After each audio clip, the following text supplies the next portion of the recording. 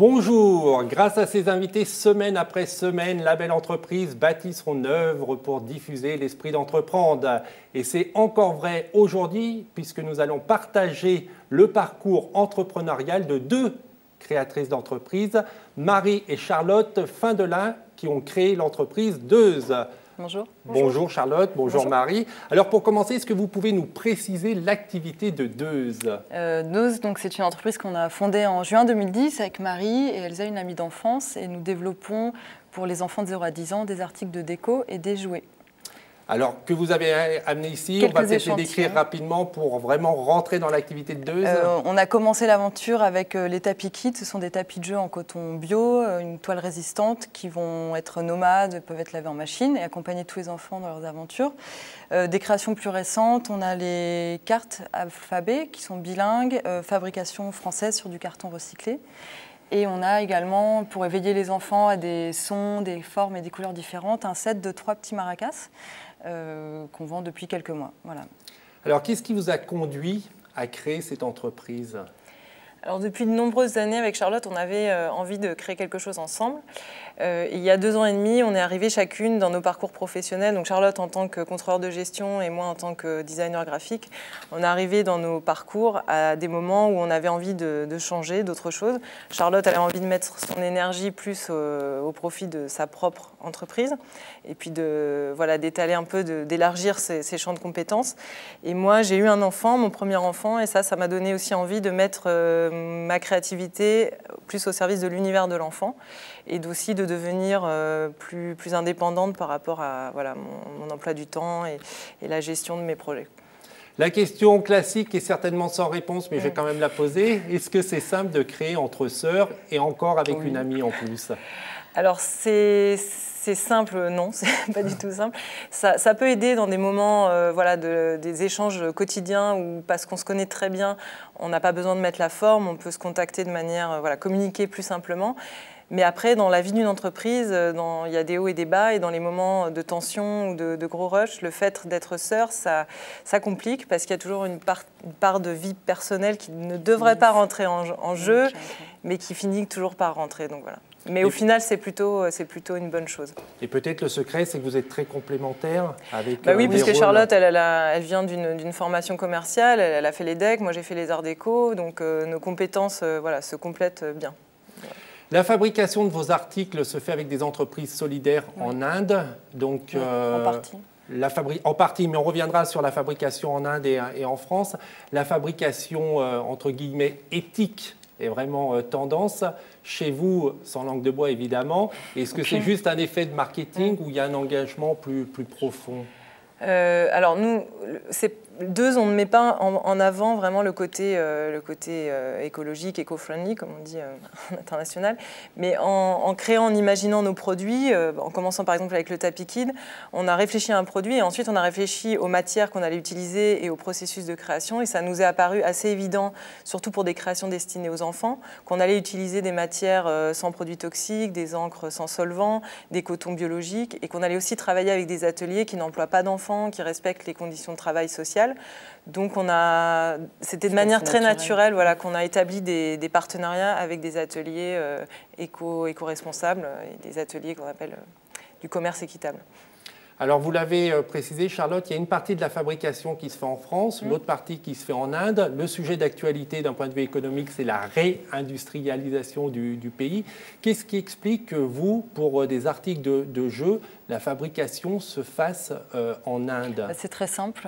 Quand on a commencé sur la gamme textile, donc avec les tapis kid notamment, on a cherché du coton. Comme disait Marie, on a cherché du coton bio. Et le coton en France et le coton bio n'existe pas. Donc c'est là que j'ai commencé à chercher des fournisseurs à l'étranger. On travaille avec le certificat GOTS. Et donc dans la base de données GOTS, on a cherché des fournisseurs. On a commencé à établir des relations avec des ateliers. Donc toute la gamme textile est confiée à des ateliers indiens. Et dès qu'on peut, on ramène la production en France. Donc notamment sur les maracas, le packaging est fait en France. Les dernières cartes sont imprimées, toute la confection est française. Donc on travaille au maximum avec des entreprises françaises. Et sur le coton, sur le textile, sur le bois également ici, on travaille avec des ateliers indiens, c'est vrai. Et on n'aurait pas pu imaginer, parce que même si le coton n'est pas produit en France, de l'importer, de faire après la fabrication Après, c'est aussi que dans une PME, on gère toutes les facettes du process de A à Z. Et pour nous, c'était plus simple de confier à une société exportatrice le tissage, le print, après la confection, le packaging, et d'éviter, parce qu'à chaque fois, on multiplie les interlocuteurs et ça fait beaucoup d'énergie qui est dépensée, des coûts également, pas de langue de bois, je vais vous le dire. Oui, importer du coton, l'imprimer et le confectionner en France, c'est plus cher. Surtout qu'imprimer les tapis en France, techniquement, c'est difficile. Il y a très peu d'ateliers en France qui savent faire de la sérigraphie grand format avec des encres de cette qualité, quoi. Donc là, il y a peut-être une filière à développer pour créer de l'emploi en France. Le jeu pour enfants est un secteur très concurrentiel. Comment vous avez réussi ou comment vous êtes en train de faire votre place sur ce marché ?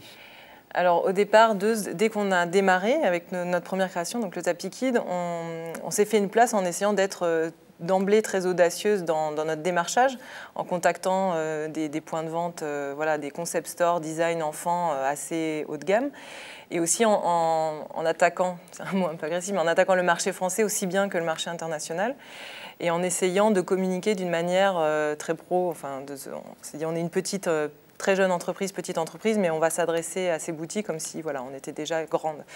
Et puis maintenant, au bout de 2 ans et demi, je pense on s'est fait une place parce qu'on a des créations qui sont à la croisée de 2 univers. Un univers graphique design, très design, qui nous permet d'atterrir dans des boutiques comme le MoMA de New York, la boutique du musée, ou celle de Beaubourg, et un univers plus bio et avec des matières écologiques qui nous donne accès à des boutiques type très puériculture, écologique, bio. Voilà.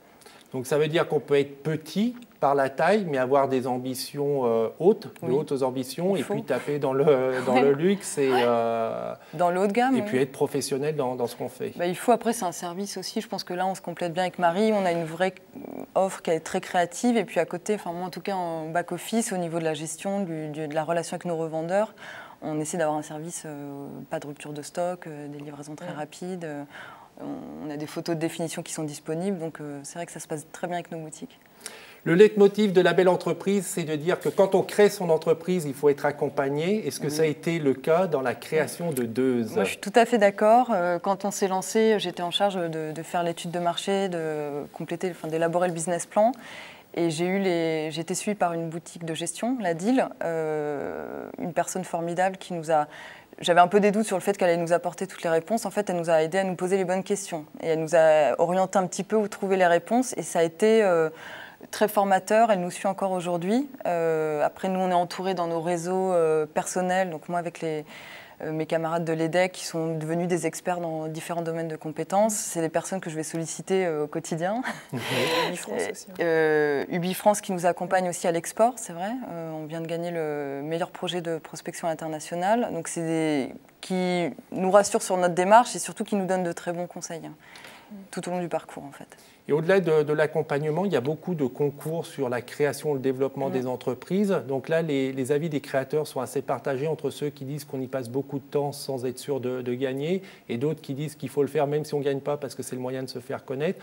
Vous vous situez où par rapport à ces concours, par rapport à ces subventions ? Justement, en ce moment, on répond à quelques concours. Il faut mesurer en effet, parce que comme je le disais, quand on est à la tête d'une PME, qu'on est 2, 3, une petite équipe, on a tellement de choses à faire, il faut regarder où on met notre énergie, notre temps. Les concours, c'est aussi le moyen, à un moment, de se poser, peut-être de prendre un petit peu de recul, de refaire un business plan, de le réactualiser, de reformuler nos objectifs. Donc en cela, ce n'est pas un travail inintéressant. Et après, ça peut aboutir. Moi, j'avais postulé pour le G20 et on a été sélectionné pour représenter la délégation française. Ubifrance sur le projet à l'international a marché aussi, donc il faut y aller, je pense. Ouais. Ubifrance, je rappelle, c'est un organisme qui aide à l'exportation pour les entreprises françaises. Vous l'avez cité, vous avez participé à un G20 des entrepreneurs, pas des chefs d'État, mais des entrepreneurs quand même. Donc ça permet d'avoir une vision sur la création d'entreprises et l'entrepreneuriat au niveau international. Vous, sur cette expérience, comment vous situez la France, où on a tendance à dire qu'en France, c'est pas facile d'être entrepreneur. On est français, voilà. Non, je suis partie à Mexico début juin. On était avec 400 entrepreneurs des 20 pays du G20. Et dans les séances de travail, dans les discussions qu'on a pu avoir un peu off plus tard le soir, on se rend compte, en tout cas c'était mon avis personnel, qu'en en France, la création d'entreprise, on a accès au financement, il y a des procédures qui sont quand même bien simplifiées aujourd'hui. Alors je ne parle même pas de l'auto-entrepreneur, mais on est en SARL. Ensuite, il y a tout un côté à développer, c'est la culture entrepreneuriale, où on sent qu'on est vraiment en retard. En France, les choses sont en train de bouger. Nous-mêmes, Et ça veut dire quoi la culture entrepreneuriale? C'est-à-dire que par exemple aux enfants, voilà, oui, les étudiants, dans l'éducation, les étudiants, c'est d'encourager davantage les gens à être entrepreneurs qu'à être salariés. C'est ça de savoir prendre un risque qui est mesuré. Moi, quand j'ai fait l'EDEC, on nous disait d'aller dans des grands groupes. Et aujourd'hui, il y a vraiment un master entrepreneurship. Entreprendre, créer sa société, ça fait partie des voies qui sont intéressantes, honorables aujourd'hui, et qui n'étaient peut-être pas il y a quelques années. Et une fois qu'on est chef d'entreprise, parce que là aussi on entend beaucoup de personnes râler en disant que les chefs d'entreprise étaient peu considérés, vous trouvez que c'est un statut plutôt valorisant, vous êtes plutôt fier d'être créatrice d'entreprise? Notre entreprise est encore petite. Quand on aura 10 salariés, on verra si si l'image du patron est mauvaise. Je crois que l'image du patron en France, globalement, n'est pas très bonne. Il y a les indignés prochainement, je ne sais plus si c'est aujourd'hui ou demain, qui justement par rapport au gouvernement, il y a des actions qui sont menées pour dire les PME, enfin les petites entreprises créent de l'emploi, je crois que c'est 85% des emplois les 5 dernières années. Donc c'est vraiment une force de création d'emplois, et à côté, il faut quand même aider. C'est pas seulement créer une entreprise, c'est la pérenniser, la faire avancer et qu'elle grossisse. Et c'est à ce moment-là qu'elle devienne une entreprise de taille intermédiaire. Et en France, on peine un peu à ce niveau-là, je crois. Et alors, pour contribuer à la culture de l'entrepreneuriat, quels conseils vous pourriez apporter à des jeunes ou des moins jeunes qui veulent se lancer et créer leur propre activité? Moi, je dirais qu'il faut oser au départ. Il faut bien savoir où sont nos envies et après, trouver l'énergie. En fait, l'énergie vient de l'enthousiasme, et l'enthousiasme, s'il est là, il faut l'accompagner d'audace, et c'est possible. Je dirais qu'il faut être bien entouré, véritablement. Il faut avoir de l'ambition, mettre la barre assez haut. Enfin, c'est très personnel, parce que c'est notre vie et que voilà, on est seul décideur de ce qui peut se passer. Et bien s'entourer, mesurer les risques et puis y aller. Voilà, avoir en effet de l'audace. Et alors, par rapport à cette ambition qu'il faut assez haute, cette barre assez haute, quelles sont les prochaines étapes de développement de Deuze? Alors nous, la prochaine étape, ce sera de concrétiser un contrat de distribution avec le Japon. On espère pouvoir participer à un salon en février prochain à Tokyo. C'est un marché qui nous intéresse et voilà, avec lequel on est en relation en ce moment. Et puis on espère assez vite pouvoir grossir l'équipe et embaucher au moins une personne en 2013. Alors l'export, c'est aussi un enjeu pour le pays. Oui. Vous qui exportez ou qui souhaitez exporter, qui travaillez à l'international, c'est compliqué? Non, pas du tout. Nous, aujourd'hui, on travaille 55% des ventes, c'est à l'export. On travaille maintenant avec des distributeurs en Australie, aux US. Il suffit de transcrire en anglais souvent notre catalogue et puis d'y aller et les choses se font. Il y a un enthousiasme. Le secteur de l'enfance est assez universel. On joue un peu de la même manière en Corée du Sud qu'à Toulouse ou au Brésil. En tout cas, sur ce secteur-là, il n'y a pas de grosses contraintes, si ce n'est en termes de sécurité des jouets, des normes qui peuvent être différentes d'un pays à l'autre. Donc là aussi, il ne faut pas avoir peur. Allez-y, exportez. Oui, exporter. Charlotte et Marie, merci beaucoup pour ce joli témoignage, plein d'enthousiasme. Pour ceux qui veulent en savoir plus sur votre entreprise, évidemment, il y a un site internet, c'est www.deuze.biz. Alors, il faut épeler biz parce que des fois, les gens se trompent, c'est BIZ. Mais enfin, ça s'inscrit en bas de l'écran, évidemment. Si vous voulez revoir cette émission, c'est sur www.demain.fr. On se retrouve la semaine prochaine. En attendant que l'esprit de la création et que le souffle de demain vous accompagne. Au revoir.